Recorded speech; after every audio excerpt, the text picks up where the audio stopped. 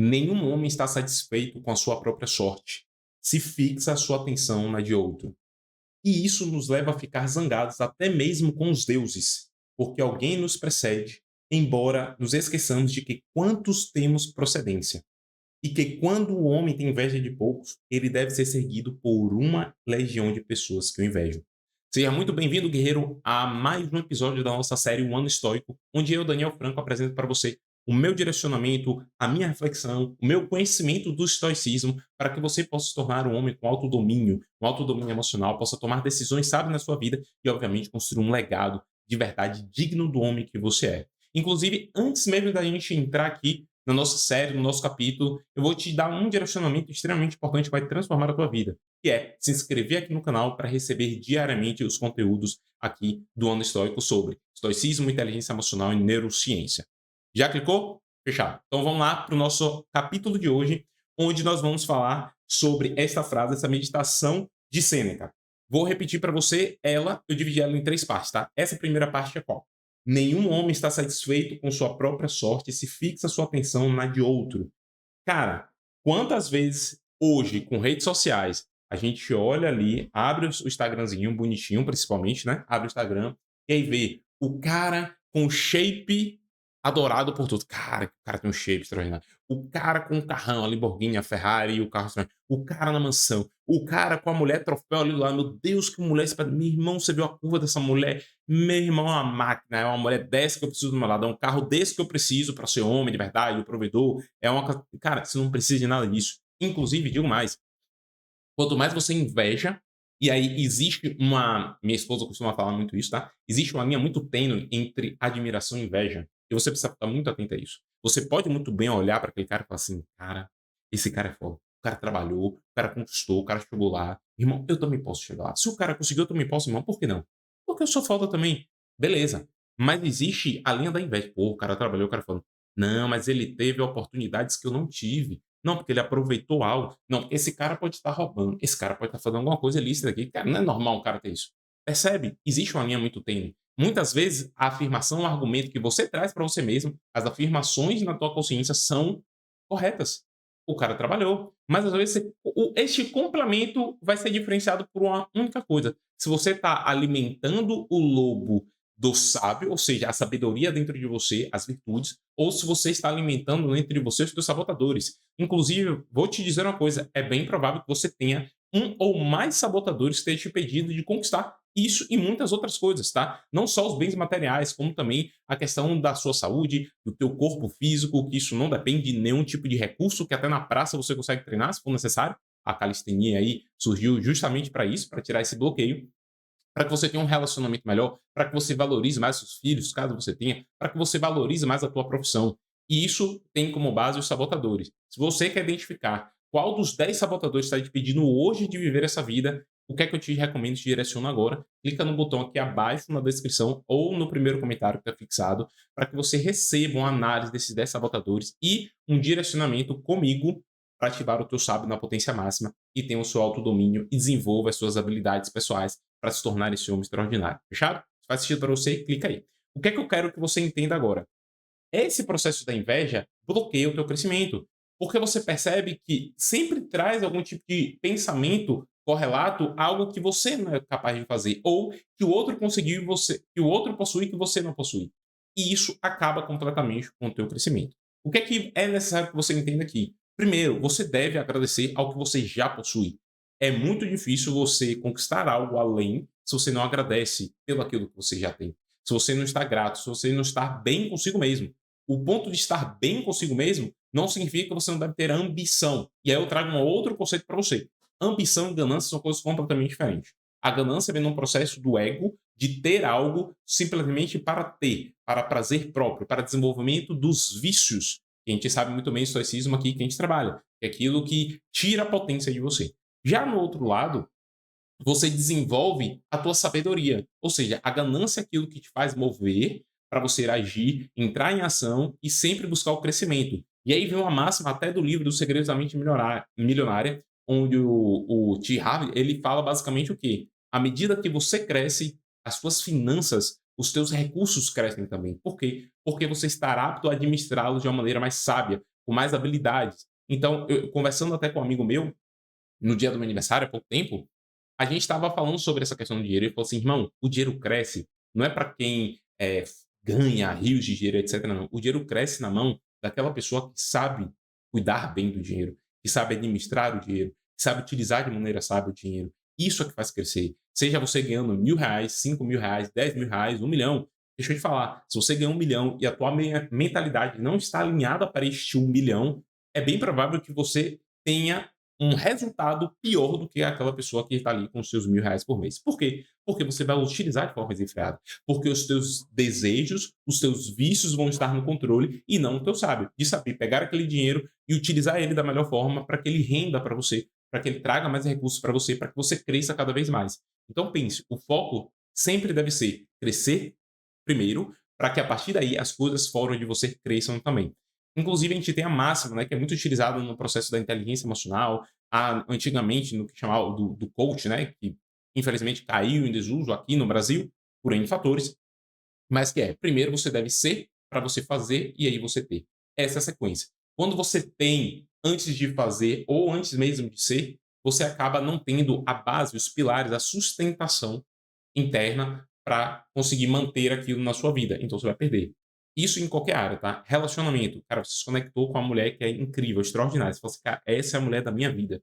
Tudo perfeito, bonitinho. Uma mulher não tem ferida emocional, uma mulher não é dependente emocional, a mulher trabalha, a mulher é parceira, chega junto e tudo mais. Mas você possui as suas feridas emocionais e aí você coloca isso dentro da relação. E a relação termina, por você ou por ela, seja lá o que for. Cara, você não tinha habilidade ali. A mesma coisa o dinheiro, você não sabia administrar o dinheiro. Dinheiro chega para você, ele vai embora, ele evapora, ele some. E você fica assim, cara, final do mês, cadê o dinheiro para pagar as contas? Cara, trabalhei tanto, ganhei 3 vezes mais esse mês, mas parece que está pior do que o mês passado que eu ganhei menos. O que foi que aconteceu? Justamente por isso, porque falta essa habilidade. E muitas vezes isso está o quê? Foco no do outro e deixando de olhar para si mesmo. E aqui, antes de passar para a segunda etapa, eu ressalto. O estoicismo ele foca muito nos 50-50, a lei dos 50%. Existe 50% que depende único e exclusivamente de você. Existe 50% que depende do universo. Não tem nada a ver com você. Você deve focar em você. É isso aí. Cara, chegar àquela oportunidade extraordinária, é, inacessível ou inimaginável, isso é com o universo. Você precisa estar pronto para receber essa oportunidade. O universo ele trabalha a seu favor, desde que você esteja trabalhando a favor de si mesmo. Dando continuidade aqui, na segunda parte, o Sêneca ele traz. E isso nos leva a ficar zangados, até mesmo com os deuses, porque alguém nos precede, embora nos esqueçamos de quantos temos precedência. O que é que ele está falando? Velho, eu olho para outro cara, aqui complementando o que ele trouxe no primeiro, eu não estou satisfeito com o que eu tenho, eu olho para outro cara, vejo que ele tem algo que eu ainda não tenho. Ah, mas eu trabalho tanto, e o fulaninho que entrou agora na empresa foi promovido e eu não. Ah, isso é muito injusto. Deus, por que você fez isso comigo, Criador? O que foi que eu fiz para merecer isso? O que? Eu trabalho tanto, eu vivo essa empresa, etc. Vou embora, vou jogar tudo pro alto. Cara, quantas vezes a gente vê alguém pensando assim?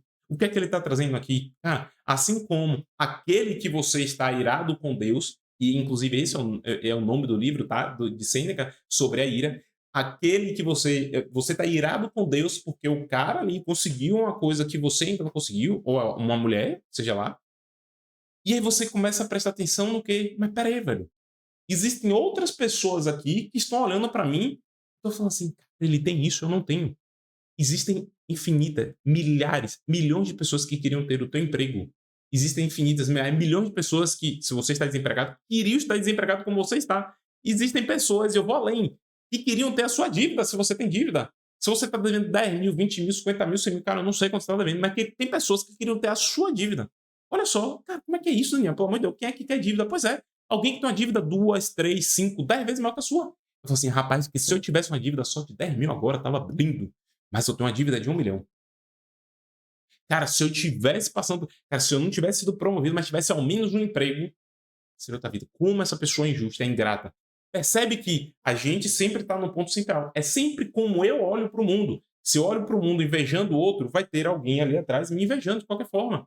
Então eu preciso ficar atento e falar assim: Criador, gratidão. E aí vem uma frase que entra tanto no cristianismo como no estoicismo, que é: que seja feita a tua vontade. Irmão, anota isso aí, porque isso é fundamental. Tu precisa repetir todas as vezes, todos os dias da tua vida. Senhor, acordei hoje, vou dar o meu melhor, mas que seja feita a tua vontade. E olha só, o estoicismo, ele não acredita ali em Deus, tá? O Deus propriamente dos cristãos, etc., nem Jesus Cristo, obviamente. Eles acreditam nos vários deuses que tinham ali em Roma. Beleza. Só que ainda assim eles falavam assim, cara, que seja entregue àquele Deus específico. A gente não tá falando sobre religião aqui, o que é certo, o que é errado, nem nada. Eu quero trazer para você o princípio, os valores por trás. Você pode acreditar no que você quiser, não é esse o ponto. Entende a mentalidade. O que é que ele tá falando? Cara, isso depende do universo. Isso não depende de mim.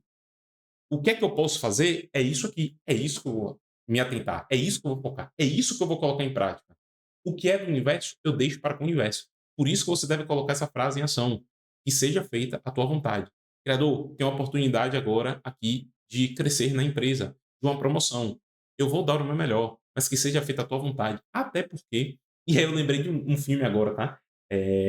Eu não lembro exatamente o nome, mas é um filme de Jim Carrey, que ele tá buscando de forma incessante essa promoção dentro da empresa, logo no início do filme. Ele tá buscando essa promoção e etc. E a empresa entra em colapso.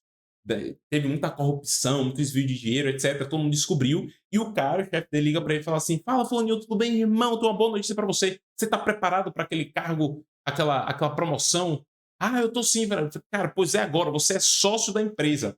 Você tá na linha de frente, irmão. Você conseguiu. Parabéns, você é muito bom. No dia seguinte, quando ele acorda, vaza todas as informações. E quem é o responsável? Ele agora como sócio da empresa. Todo mundo foi embora, pegou o dinheiro, raspou. Ele tinha acabado de entrar no cargo e ele se lasca. Então perceba, às vezes você não receber algo não é porque Deus está lhe punindo, como ele fala aqui sobre a ira aos deuses, a ira ao Criador, a ira a qualquer a espiritualidade. Ele está falando assim, cara, às vezes é uma libertação. Às vezes você ser promovido vai ser péssimo para você. Péssimo. E eu não tô falando que isso deva ser algo tipo assim, então aqui onde eu estou tá bom, Daniel, eu não vou nem buscar mais promoção, porque vai que eu tenho promoção e acontece uma coisa ruim. Não, não é esse o ponto. Mas perceba, existe um tempo para tudo. E aí eu vou trazer uma outra máxima. Aqui a gente mistura tudo, irmão. Aqui a gente aprofunda o negócio. Vou trazer Salomão. Pelo cristianismo, o homem mais sábio que já existiu na Terra, inclusive o homem mais rico que já existiu na Terra. Ele fala, há tempo para tudo. Isso está no livro dele, se eu não lembro se é de Provérbio ou de Eclesiastes, tá? Eu acho que é de Provérbio. E ele fala, há tempo para tudo. Há tempo de colher, há tempo de plantar, há tempo de viver, há tempo de morrer, há tempo de crescer, há tempo de cair. Cara, há tempo para tudo. Então para de querer acelerar as coisas, que isso pode jogar contra você. Às vezes você não está pronto mentalmente, emocionalmente para suportar aquilo. Então cresça para chegar lá. E a gente pega mais um exemplo aqui. Eu quero, cara, hoje eu estou enchendo você de exemplo pra você entender nos mínimos detalhes esse ponto.